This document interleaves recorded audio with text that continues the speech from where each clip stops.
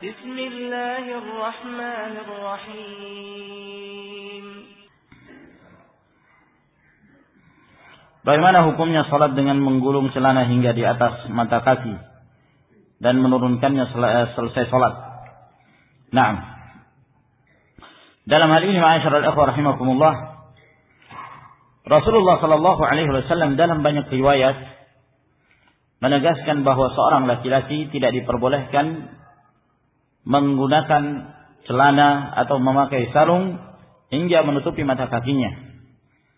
Bahkan ancaman yang keras dari Nabi alaihi salatu wassalam dalam riwayat Bukhari dan Muslim dari hadis Abdullah bin Umar, kata Nabi alaihi salatu wassalam, la yanzurullah ila man jarra thawbahu khuyala. Allah Subhanahu wa taala tidak akan memandang orang yang menurunkan pakaiannya disebabkan karena sombong. Demikian pula Rasulullah sallallahu alaihi wasallam mengatakan, ma asfala minal ka'bain fa finnar. Apa yang menutupi dua mata kaki itu ancamannya dalam neraka. Dalam riwayat yang lain Nabi alaihi salatu wasallam mengatakan, iyyakum wa isbal al-izar fa innahu minal makhilah. Hendaklah kalian menjauhi menurunkan pakaian hingga menutupi mata kaki, sebab yang demikian termasuk dalam kesombongan seseorang. Dan masih banyak lagi hadis-hadis yang lain yang menjelaskan tentang wajibnya seorang muslim laki-laki untuk menggunakan celana ataukah sarung dengan tidak menutupi mata kakinya. Siapa yang lebih afdal dari Nabi alaihi salatu wassalam dan Rasulullah alaihi salatu wassalam yang telah menjelaskan kepada umat ini yang terbaik bagi mereka?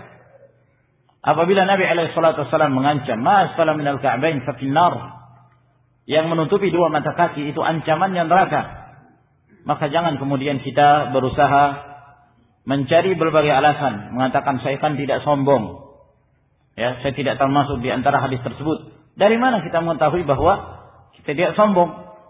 Di saat kita sudah menolak hadis tersebut dan tidak mengamalkan hadis itu sudah menunjukkan bahwa di situ ada jenis kesombongan. Sebab kesombongan itu apa? Kata Nabi alaihi wasallam, al-kibru batarul haq wa ghamdun nas. Yang dinamakan kesombongan itu adalah menolak kebenaran lalu meremehkan manusia, menganggap rendah manusia. Maka ini ma'asyiral ikhwah rahimakumullah penting dalam hal ini.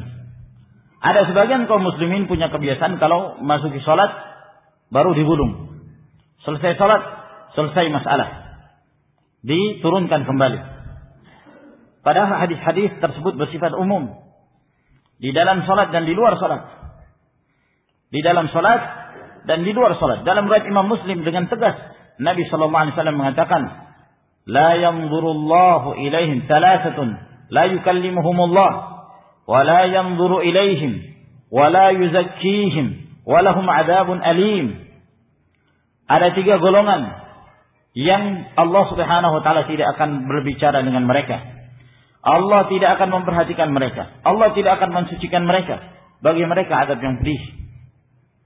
Di antaranya kata Nabi alaihi wasallam, musbilul izar. Orang yang menurunkan kainnya hingga menutupi mata kaki. Hadis riwayat Imam Muslim.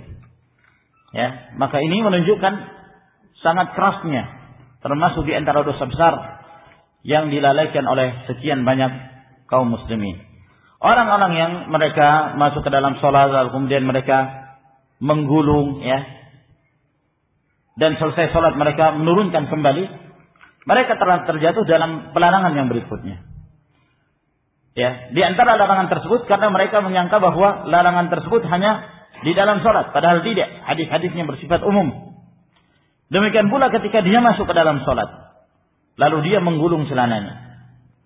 Di dalam hadis yang diriwayatkan oleh Imam Al-Bukhari dan Muslim dari hadis Ibnu Abbas, Nabi sallallahu alaihi wasallam mengatakan, umirtu an asjuda ala sabati 'azm wa la akuffu sya'ra wa la thawban. Wala akuffu sya'ra wala thawban. Aku diperintahkan sujud di atas 7 anggota tubuh.